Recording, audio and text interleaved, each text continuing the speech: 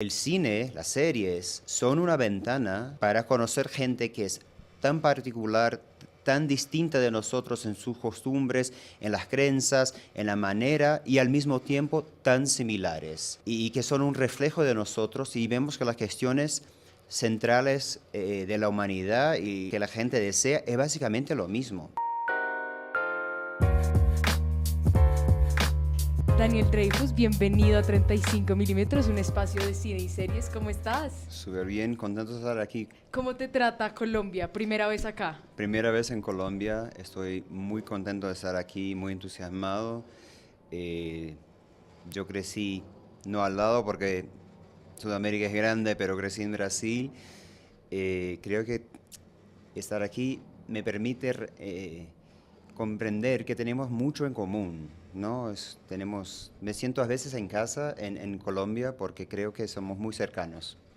Esta también es mi primera vez hablando con una persona que ha participado en un proyecto que se ha llevado un Oscar. Me siento muy honrada. Daniel participó en Sin Novedad en el Frente, que fue una película que se llevó en el 2023 el Oscar a Mejor Película Extranjera, pero además también ha trabajado en otros proyectos que te comentaba. Ayer me vi una de sus películas, que es Sergio, está en Netflix, también trabajó en No. Y bueno, es un gusto tenerte acá. Yo quiero empezar por algo como la hoja de vida, por así decirlo. ¿Cómo llega alguien, pero en este caso tú, a ser productor y además productor de una película que gana el Oscar y que es nominada a los Oscars? Cuéntame esa historia, ¿De ¿cómo dónde fue? vine, Sí, sí, sí, básicamente? esa es. Tal cual Sergio, al principio dice, me estás pidiendo que me cuente toda mi vida. Sí. Em, no, mira, yo crecí en Brasil, nací en Escocia en realidad, pero llegué a Brasil con 1 año y medio. Mi padre es de Uruguay, mi madre es de Brasil, de Río, y crecí en Brasil, o sea, soy de Brasil. Em, Siempre me encantó, me fascinó cine. Mi madre me llevaba a ver películas, pero películas así, de verdad, ¿no? En cine, cuando yo tenía 7, 8, 9 años, películas mucho más complejas de lo que yo podía en este momento comprender, pero me encantaba. Eh, y creo que no pensaba que cine fuera un trabajo para mí. Yo vivía en Brasil, nada de mi familia es del universo de cine o de artes, mi padre es un cientista político conocido en Brasil, mi madre también del universo de educación. Cine para mí era, o sea, yo me acuerdo que vi los Oscars en la televisión y era como otro planeta, era un mundo que me encantaba, que llegaba a mi casa por la pantalla, pero no era un mundo que yo tenía acceso. Em, entonces yo no estudié cine, yo estudié comunicación, publicidad, nunca he trabajado un día de mi vida en publicidad, pero siempre quise trabajar en el universo de cine, pero yo pensé que iba a trabajar con marketing. Y efectivamente empecé por estrategia, por marketing, por esta parte, hasta que en un determinado momento me di cuenta, yo no trabajo en cine, yo trabajo en la industria desde un punto de vista muy alejado, como si el cine fuera un producto solo. Y me había olvidado la razón por la cual yo efectivamente quería trabajar en cine, que era contar historias. Y a partir de ahí pensé, la manera que puedo contar historias, creo, es si soy productor. Puedo pensar historias, concebir historias, crear historias, leer un libro, un artículo, conocer a una persona, tratar de historia de un país, de movimientos sociales, de entretenimiento y educación y todos los temas que me gustan, ¿no? De sociedad, de nosotros, de la condición humana, de cuestiones que son tan universales y particulares al mismo tiempo. Y por ahí empecé mi trabajo y entender un poco también qué historias yo quería contar, qué voz como productor tengo, ¿no? ¿Cuál va a ser mi mirada a cine que puedo contribuir? Em, y la primera película que hice fue No. ¿Esa fue tu primera película? Sí. ¿Y cómo fue entrar al mundo de producción con una película tan importante, además protagonizada por Gael García, que es uno de los primeros papeles así muy reconocidos e importantes de este actor? Eh, Pero ¿cómo llegas a no? Porque es que tú me dices, y la primera que hice fue no, pero ¿cómo fue llegar a esa producción? Claro que, mira, yo creo que uno tiene que estar preparado. La preparación son años de dedicación, de estudio, de absorber información, conocimiento, interés de uno. Em, entonces, cuando vino la oportunidad, yo creo que estaba en su momento más o menos preparado. Hoy, obviamente, miro atrás, me doy cuenta de lo cuánto no sabía, porque además tenía, yo qué sé, yo era muy joven, éramos todos jóvenes en No. Creo que eso es una de las cosas interesantes, es que una película que tiene que vibra, porque es también hecha por gente así como muy jóvenes, ¿no? Todos. Que, no sé, tenemos solo 30 o algo así, o quizás menos. No sé, creo que fue la película que entendí que era bastante, representaba lo que yo quería contar. Era una mirada particular y única y bastante distinta y inesperada para un movimiento político, social, que tiene mucho que ver con la historia de familia, de mi casa, del trabajo de mi padre. eh, y al mismo tiempo era divertida y al mismo tiempo tenía eso de que yo crecí en Brasil, también bajo una dictadura, pero no es exactamente Brasil, pero entiendo la cuestión. Y lo que sí yo siempre quise hacer con esta película fue para mí el hecho es que yo tenía claro que iba a ser una película chilena, intrínsecamente chilena, de un momento súper importante, quizás de los más importantes, sino el más importante de la historia moderna de Chile, que es el final de la dictadura, ¿no? En el 88. Pero tenía que encontrar la universalidad del tema. O Claro. sea, cómo hacer una película de Chile, para Chile, pero al mismo tiempo que hable con todo el mundo, que tenga un diálogo con el mundo, que la gente, yo qué sé, en sitios que no, ni saben dónde queda Chile en el mapa, digan, yo me veo reflejado en la lucha de esta gente por tener una voz, Claro. por tener, por buscar decidir su propio destino, ¿no? Y cada persona va a tener, cuando decían el no, no más hambre, no más violencia, no más desaparecidos, cada persona va a completar esta línea con su visión, lo que sea la cuestión que afecta a uno, pero todos tenemos la ilusión de que queremos no más algo, ¿no? Injusticia, lo que sea, desigualdad, no más guerras, lo que sea, pero cada uno va a transportar a sus intereses, su realidad. Entonces, ¿cómo encontrar la universalidad en una cosa tan particular? Era un interés que era mi interés como narrativo, y también se hizo un poco la marca de mi trabajo, o sea, historias que son muy particulares, pero que tienen una resonancia universal. Y encontrar la universalidad de los temas es una cosa que a mí me encanta. Ahorita voy a adentrar en muchas de las cosas que dijiste, pero antes de seguir a la lección de historias que tienes y también a las otras producciones a las que has trabajado, el mundo del cine es muy, muy grande, es muy amplio. Lo que tú decías, la gente que no trabaja, me incluyo también, porque pues digamos que no está en el mundo del cine, pues lo ve muy lejano, pero detrás del cine hay un montón de cosas. Yo quiero saber, digamos, No, que salió en el 2013, 12, si no estoy mal, eh, a hoy pues ya tienes mucha más experiencia en el mundo de la producción, de ser productor. Para ti, ¿cuáles son esas labores que sí o sí hace el productor? ¿Qué rol cumple o debería cumplir? ¿O cumples tú específicamente en tu caso personal en el momento de hacer una película? Mira, yo creo que hay muchos tipos de productores, muchos estilos de productores, ¿no? La gente siempre es un chiste en Hollywood, que es que, ¿qué exactamente hace un productor, Sí. no? Y yo podría hablar 2 horas del trabajo de un productor, pero puedo decir específicamente del trabajo de este productor. Sí, eso es. Y yo creo, y eso es mi mirada, mi visión personal, yo creo que yo entiendo mi trabajo como una voz creativa.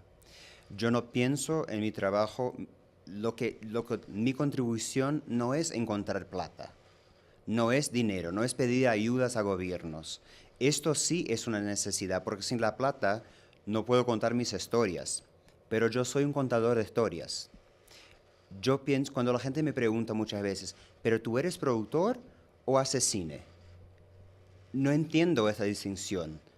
Si pienso el trabajo del productor como pienso mi trabajo de productor. Yo soy productor porque hago cine y hago cine porque soy productor.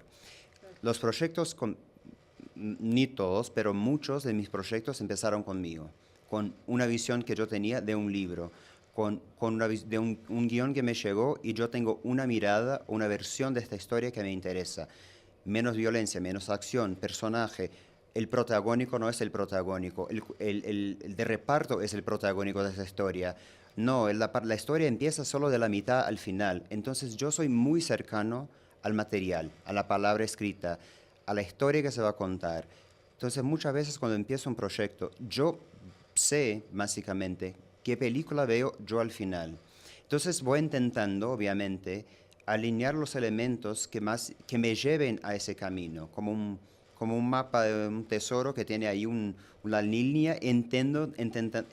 Intento llegar siempre al más cercano que pueda del mi norte, ¿no?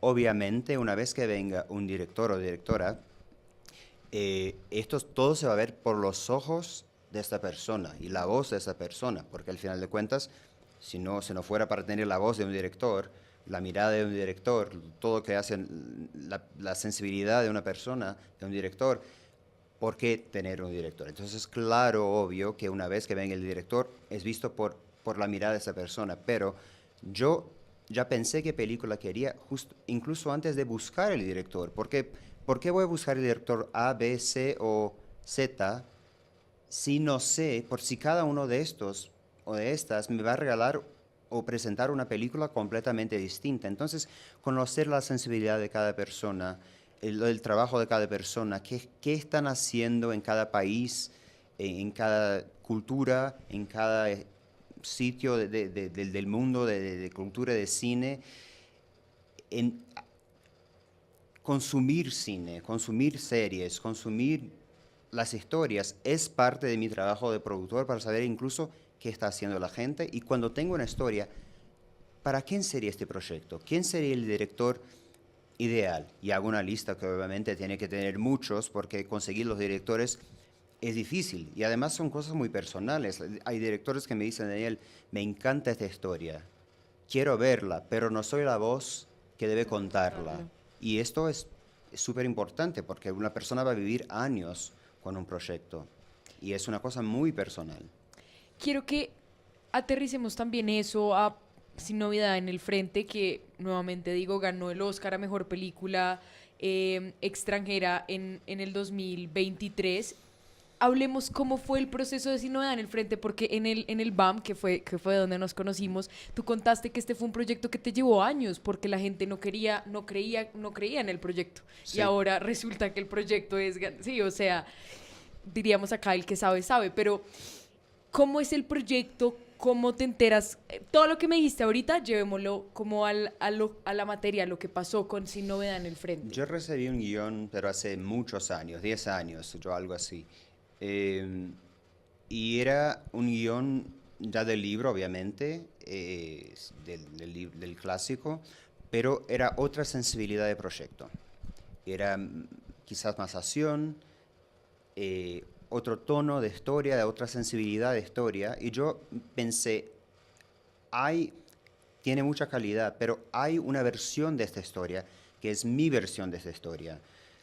O sea, pensarla como si es una película más de sensibilidad, más interior, más contemplativa, es una película más de explosión, más de acción, más inmersiva, de poner a la gente en la guerra, o más de mood, de sensación, de ambiente. Es una película en que va a ser visceral, o es una película que las cosas van a ser no visuales. O sea, todo eso es pensar un poco. Es una película de 2 millones, de 12 o de 25 o 125, ¿no? Como Marvel. ¿Qué proyecto es para mí? Entonces lo dejé, no, en ese momento yo yo ya tenía la visión básicamente de lo que hicimos al final. Claro, cambió un poco a lo largo de los años, pero yo ya sabía, desde el punto de vista por lo menos de sensibilidad, qué historia quería contar y cómo quería contarla. Y cómo hacer esa historia tener una resonancia con las audiencias y el mundo de hoy. Porque yo nunca, a mí me encantan proyectos de época, pero solo si encuentro un link, una conexión, un eco entre los eventos de entonces, que puede ser años 80 o Primera Guerra o 1500, y el mundo en que vivimos hoy. El mundo de hoy, la sociedad que tenemos con nuestros problemas, y que sea un reflejo de las cuestiones que estamos discutiendo todavía, que es la parte triste, Claro. ¿no? Entonces, a partir de ahí, en este momento querían hacer quizás algo un poco distinto. Entonces, yo fui a hacer otras cosas, y justo antes de hacer Sergio, ahí por 2017, por ahí, yo pensé, ¿qué quiero hacer después de Sergio? Y pensé, ¿qué pasó con este proyecto que a mí me gustaba tanto? E incluso ya había cambiado, yo ya tenía más proyectos, más experiencia, el mundo había cambiado un poco, pero Hollywood todavía no quería hacer este proyecto. Es muy triste, es de época, todos los chicos que vamos a conocer se muere la historia, spoiler. eh, ya se hizo, Daniel, nadie quiere ver esta película, no tiene audiencia, no hay público, la única persona interesada en este proyecto eres tú. No. Pero esto fue muy duro porque en mi cabeza, por lo menos, yo tenía tan claro por qué la película era actual, por qué la historia es actual, por qué los jóvenes que son usados por su gobierno, por gente que en teoría debería protegerlos, es actual. Sea porque no tiene educación, sea porque la gente vota de acuerdo con los intereses financieros y no con los intereses de la gente, porque no tiene agua limpia, sea porque en los Estados Unidos el lobby de armas no protege a los niños porque no puede pasar ninguna regulación contra la famosa segunda enmienda de la Constitución, o sea, esas cosas que ya sabemos, pero siempre había una relación clara. Lo que sí no sabía es que cuando saliera la peli íbamos a tener otra guerra en Europa. Eso realmente no podía, desafortunadamente, la hizo más actual. Pero el tema de la juventud que es usada por la gente empoderada o endinerada, esto ya estaba presente. Entonces yo por 18, 19 dije, bueno, tenemos la oportunidad de hacerla todavía más visceral, más de personaje. Personaje se sobrepondo a la acción, ¿no? Primero personaje no era una película de acción hollywoodiana y tampoco era una película de héroe. O sea, una película en que el chico va a la guerra, triunfa, mata 1000 con sus manos, se termina triunfante sobre un cerro con un viento así, una orquesta y la música. Esto es la jornada de un héroe, pero aquí es una película antibélica, es una película para mostrar el horror y el terror que es la guerra. Claro. Entonces, la guerra, desafortunadamente, en este proceso logra vencer, ¿no? Perdimos todos los que conocimos, la gente protegida por los trenes y los palacios y los congresos sigue igual, y los jóvenes que conocimos se quedan todos ahí en el frente sin vida, sacrificados y básicamente reciclables, como es el principio de la película, que el uniforme, los nombres cambian, pero es una persona, son realmente reciclables, sería la palabra, creo.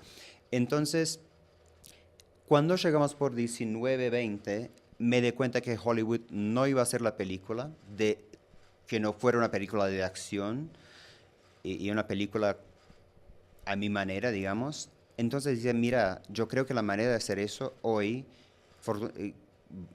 genial que el mundo se achicó un poco y que ahora los subtítulos no son un monstruo tan Claro. grande y que la gente sí consume películas de todo el mundo y que especialmente los Estados Unidos la gente ahora ve más películas y también esto con la pandemia se intensificó, ¿no? Porque Parasita y Casa de Papel y tantas otras, Juego Calamar, no sé cómo se llamó aquí, tantas series de países giraron todo el mundo y Claro. fueron exitazos, ¿no? Eh, y Narcos también, y muchas series. Entonces yo pensé, bueno, si lo hacemos en alemán y lo hacemos en original y lo hacemos bien, esta película va a regresar aquí. Y otra cosa que no mencioné, pero es importante, es que la autenticidad siempre fue el norte de mi trabajo. Mi carrera siempre está orientada por una voz auténtica al mundo particular. Claro que cada mundo tiene su autenticidad, pero siempre fue un poco lo que me interesa. Y el idioma era yo nunca terminé de arreglar conmigo mismo por qué esta gente iba a hablar en inglés si la hiciera en Hollywood. Sí, sí. Entonces, cuando tuvimos la oportunidad de hacerla en alemán, el original, porque los presupuestos europeos, así como ahora los presupuestos de Latinoamérica van subiendo y se puede hacer cosas más ambiciosas, por ejemplo, un Cien años de soledad, de la manera que se están haciendo, ¿no? O un Cena en Brasil que viene ahora, otras series que hicimos o películas que hicimos en Latinoamérica con mucho más cuerpo de producción. Yo pensé, vamos a lograrlo y vamos a hacerlo mucho mejor si lo hacemos en lo original. Y esa es un poco la historia de Sin Novedad en el Frente. Otra de las, bueno, antes de eso quiero decirte que creo que lo maravilloso de las historias es eso, ¿no? Como que se puede contar una misma historia de tantas formas y de tantas versiones auténticas que es impresionante. Eh, Mi otra pregunta sobre el trabajo de productor es muy específica, la gente no cree, pero el productor tiene mucho que ver en la elección de actores, así como en la elección de los personajes. Claro, hay alguien que se encarga del casting, demás, pero el productor siempre va a estar detrás. Y aquí quiero que hablemos de Sergio porque justo en la charla del BAM mencionamos a Ana de Armas y este fue, si no uno de sus papeles más importantes del principio.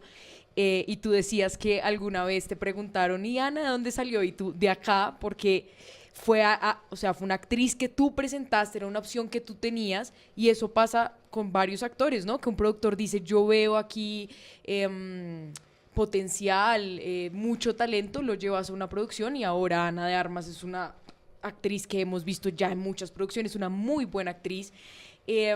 ¿Cómo es este trabajo de encontrar talentos, de ese ojo para decir, esta persona creo que sería muy buena en esto, y después verlos triunfar y decir, yo estuve ahí cuando eso empezó? Mira, yo creo otra vez, hay productores financieros y gente que es exitosísima en conseguir plata. Yo creo que lo que yo tengo para añadir, lo que puedo contribuir es mi mirada creativa. Eh, es lo que creo que tengo, son esos ojos que me permiten ver historias, pensar historias, concebir proyectos, desarrollar proyectos. Y parte de eso es quién son los actores. Siempre yo parto de personajes, de la complejidad de personajes, de las matices, de las sutilezas de la psicología de los personajes. Pero obviamente, si todo mi esfuerzo está ahí en caracterizar estos personajes en todas sus complejidades, ¿quién, quién va, de, quién va a ser esos actores, o sea, esos personajes, o sea, los actores, es crucial, porque si los actores no están bien pensados, aunque sea maravilloso el proyecto, no va a funcionar. Toda vez que hay un miscast, la gente lo siente y no funciona.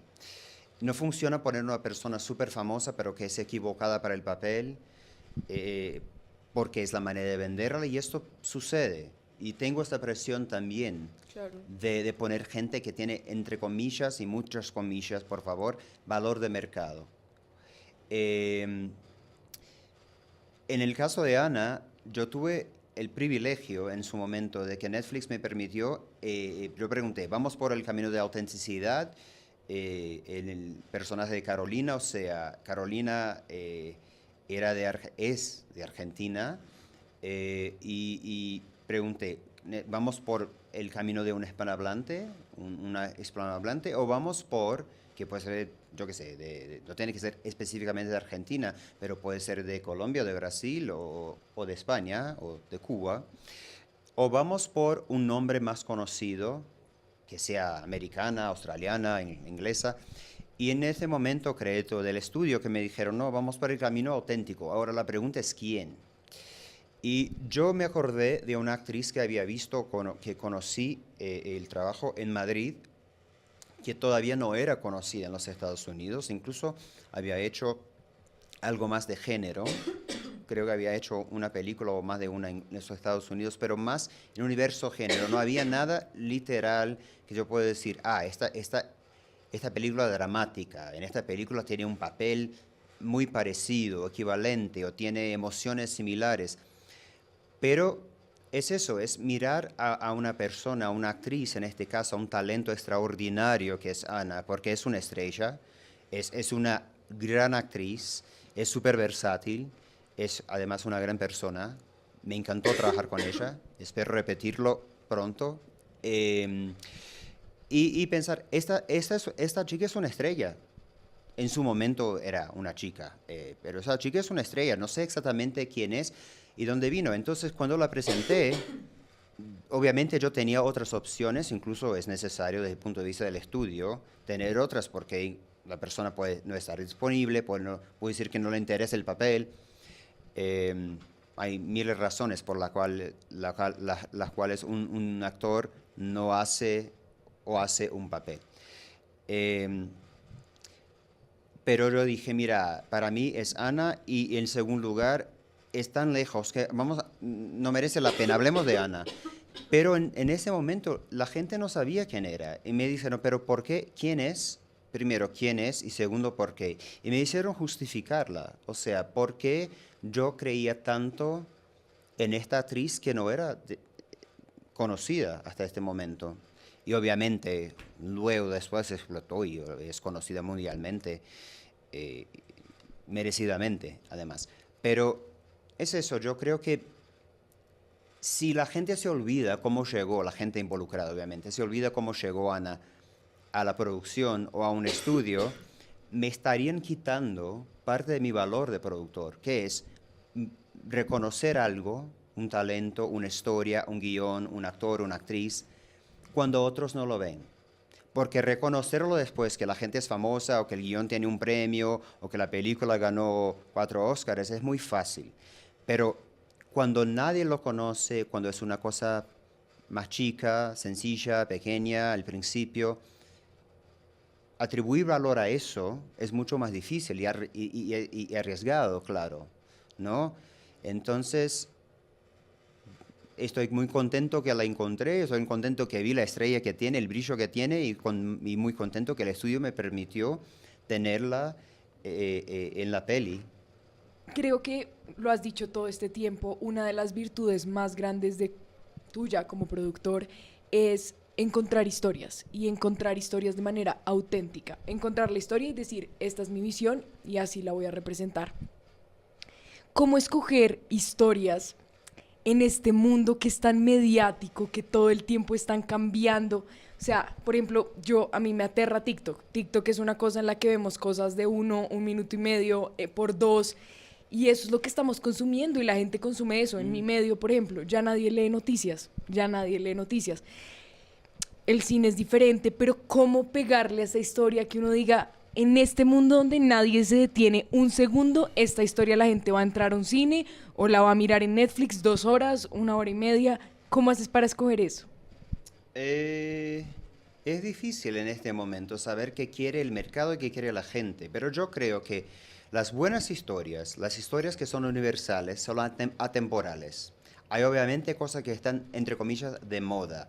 Por ejemplo, true crime, historias de crimen, y cada país va a tener sus historias de crimen que la gente no sabe, historias que nunca se contaron, o historias muy famosas pero que todavía no sabemos el final, o exactamente qué pasó. Pero yo creo que las historias atemporales siempre funcionan. Y ahí regreso a la cuestión de temas universales, de historias que la gente pueda o conocer algo que no sabían. Yo nunca supe que la dictadura de Pinochet se terminó por un voto democrático, o que la gente pudo votar y votó contra una dictadura. O sea, por ejemplo, es una historia que muy poca gente conocía, pero cuando la gente oía hablar de no, decía, ¿pero esto pasó? Y me encanta eso, de historias que son sorprendentes en el sentido de, no sabía que había pasado eso. Eso fue así. ¿Esa persona existió? No, no es posible. Sí, me meto en internet, sí, pasó eso.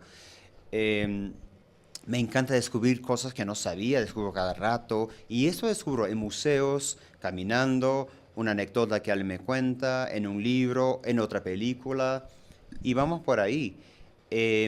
Yo creo que las buenas historias y las historias que son hechas con cuidado y salen bien, porque también uno puede poner todo su corazón en un proyecto y por razones que son diversas no sale tal cual la gente,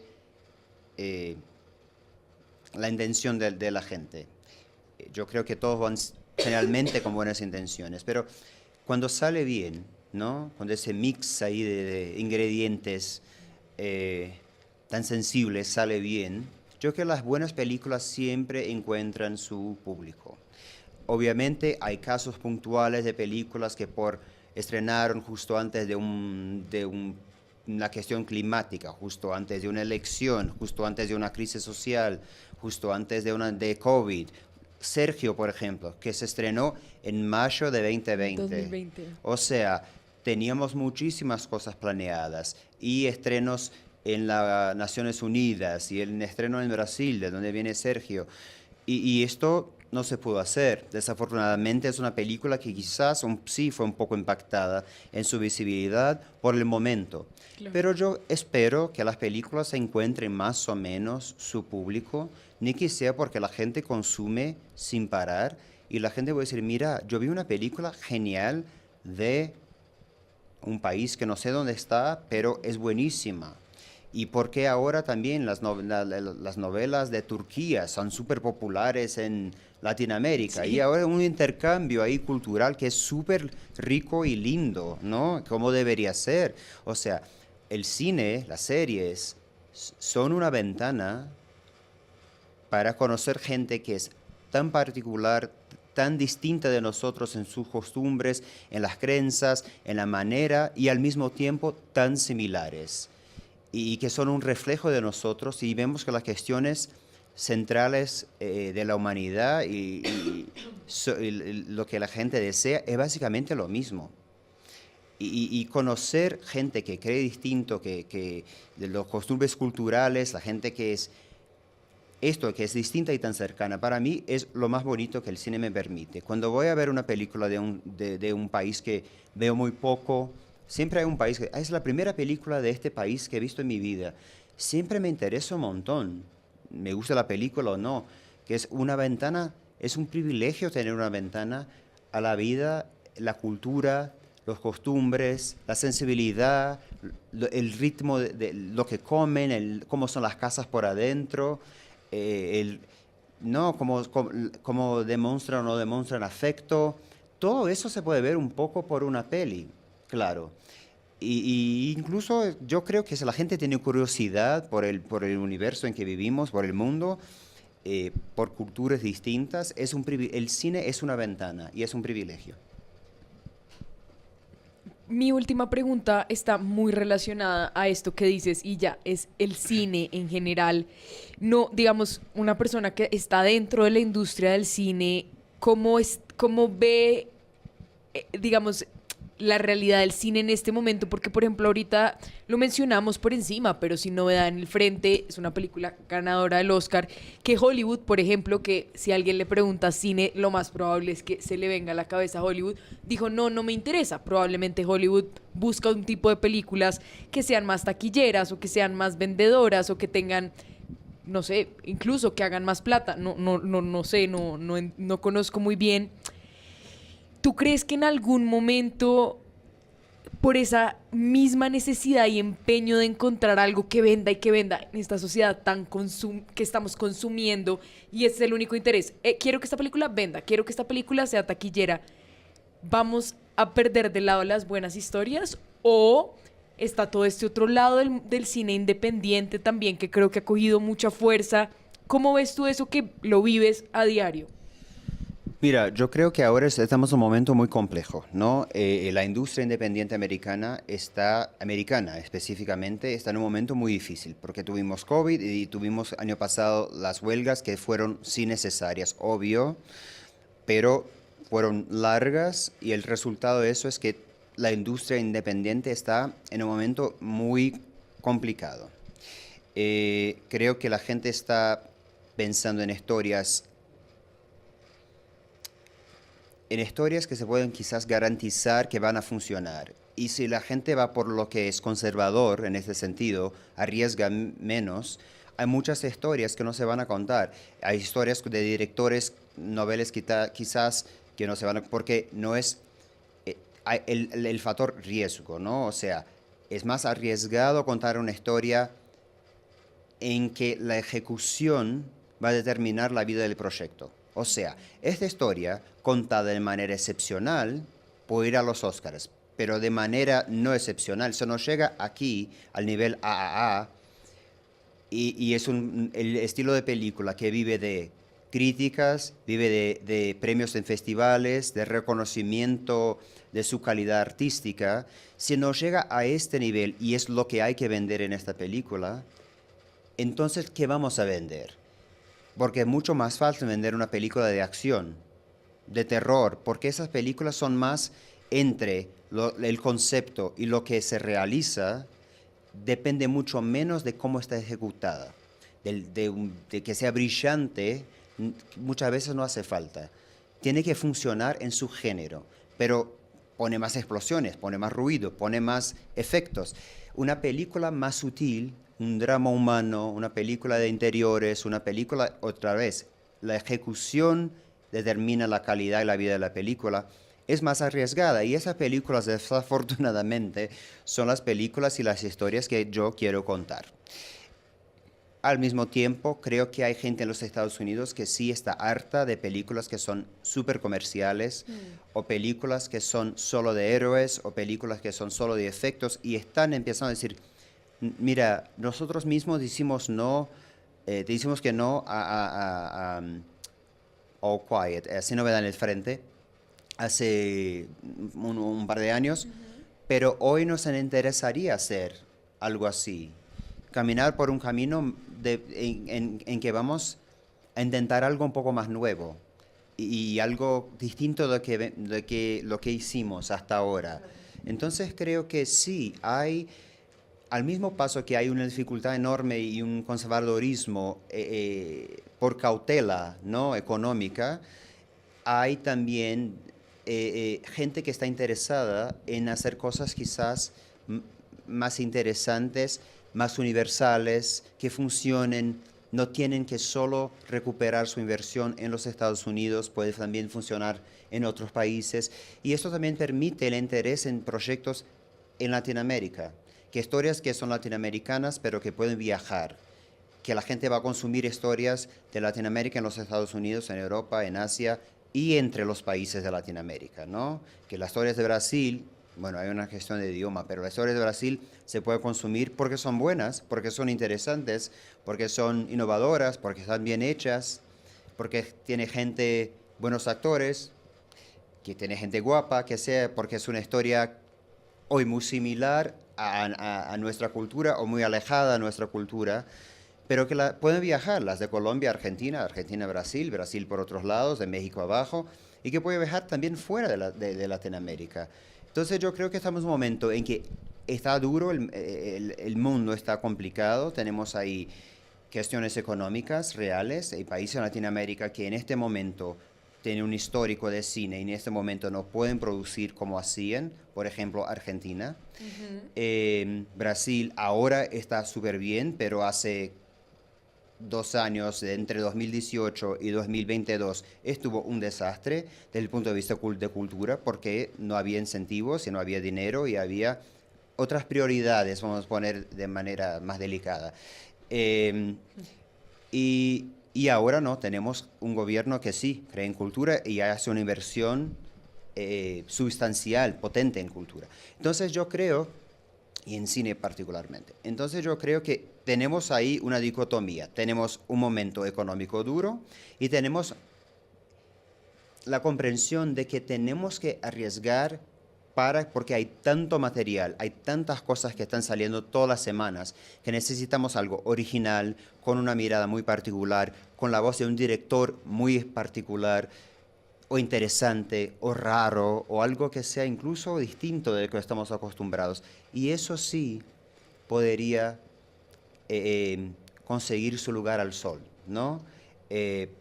Entonces espero que esta vertente, esta parte de la dicotomía ahora, que es, no, vamos por cosas más arriesgadas, más interesantes, y quizás por ahí llegamos a tener visibilidad, triunfe sobre el miedo de hacer cosas arriesgadas y se queden siempre en lo mismo, en lo que ya está probado que funciona, con los mismos 20 directores, los mismos 25 actores y las mismas 3 o 4 historias en variaciones que nunca fallan, ¿no? O sea, con estas vamos a recuperar.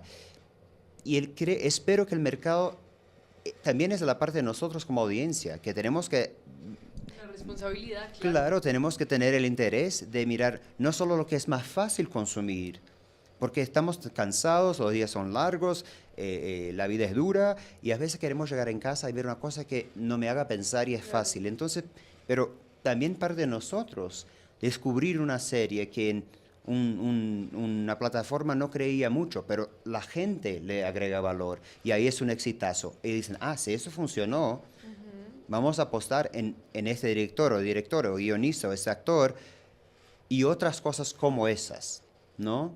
Originales. Y son las historias, y así espero que sean las historias que yo tenga la oportunidad y el privilegio de contar y contribuir y asociarme y juntarme con otras voces súper creativas y gente interesante y talentosa de cualquier pasaporte y bandera, porque como yo digo, para mí personalmente las historias no tienen fronteras.